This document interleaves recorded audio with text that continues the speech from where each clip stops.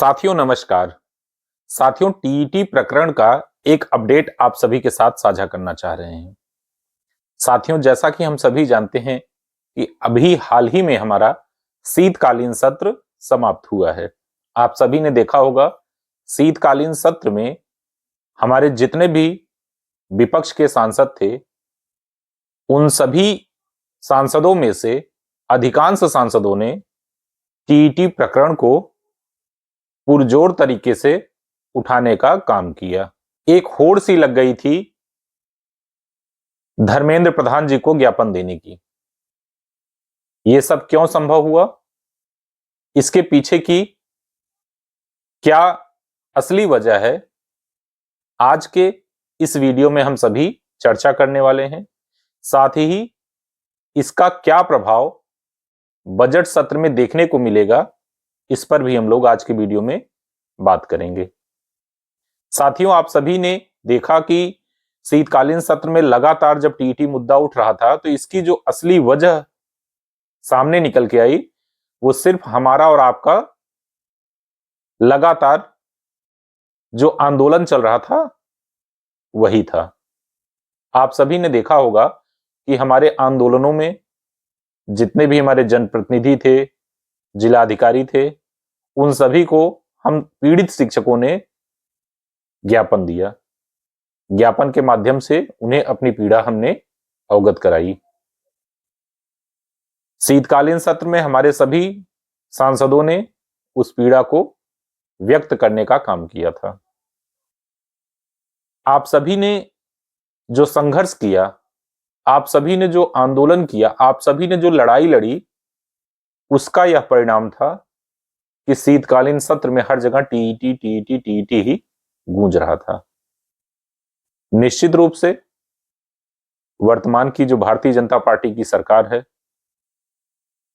उन्हें भी इस बात का एहसास हुआ कि यह मुद्दा इतना हल्के में नहीं है। आप सभी ने कई बार कार्यवाही के दौरान देखा था कि आदरणीय प्रधानमंत्री जी भी टीईटी प्रकरण पर जो बातें कही जा रही हैं उसे बड़ी गंभीरता से सुन रहे हैं।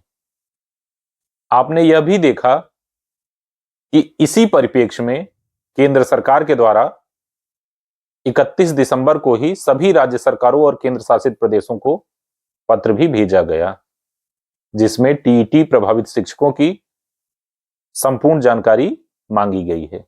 यह जानकारी सभी राज्यों को 16 जनवरी तक उपलब्ध करा देनी थी। संभवतः राज्यों के द्वारा उपलब्ध करा भी दी गई होगी। अब ये जो सारी की सारी रूपरेखा शीतकालीन सत्र में बनी, इसका क्या परिणाम बजट सत्र में हम लोगों को देखने को मिलेगा, इस बिंदु को अगर हम लोग ध्यान दें तो आप ये समझ लीजिए कि शीतकालीन सत्र में जिस तरीके से सांसदों ने टीईटी मुद्दे को उठाया था, तो आगामी बजट सत्र में हमारे देश के प्रधानमंत्री इस बात पर जरूर विचार कर रहे होंगे कि बजट सत्र के दौरान जब सभी सांसद पक्ष और विपक्ष के फिर से इकट्ठा होंगे तो वहां पर विपक्ष के सभी सांसदों के द्वारा टीईटी मुद्दे को पुनः जरूर उठाया जाएगा और बजट सत्र में कहीं कार्यवाही रोक करके इस पर चर्चा विचार विमर्श की बात निकल के ना आ जाए। तो हम सभी की भावनाओं को निश्चित रूप से हमारे जो जनप्रतिनिधि हैं उसे बजट सत्र में भी उठाने का काम जरूर करेंगे। अब प्रधानमंत्री जी को संभवतः ऐसा जरूर लग रहा है कि कुछ न कुछ बजट सत्र के दौरान सकारात्मक टीईटी प्रकरण में जरूर किया जाए, नहीं तो जो सांसदों की टोली है, जो सांसदों की टीम है, जो टीईटी के पक्ष में है, जो पीड़ित शिक्षकों के पक्ष में है, वो निश्चित रूप से संसद की कार्यवाही से वॉकआउट करेंगे और जिसका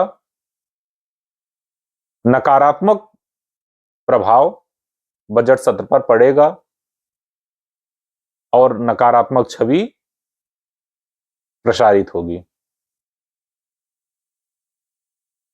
तो मुझे व्यक्तिगत तौर पर यही लगता है कि ये जो सूचनाएं आदरणीय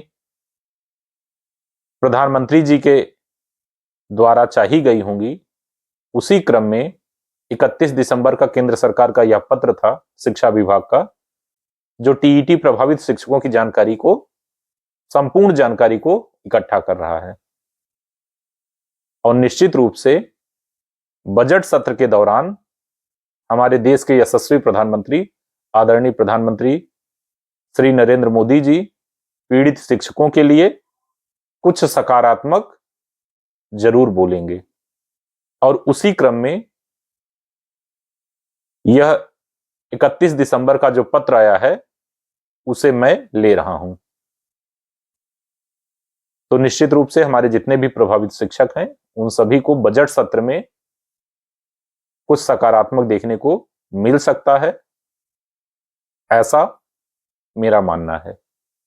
और मुझे पूर्ण विश्वास है कि हम सभी पीड़ित शिक्षकों को टीईटी से छूट जरूर मिलेगी।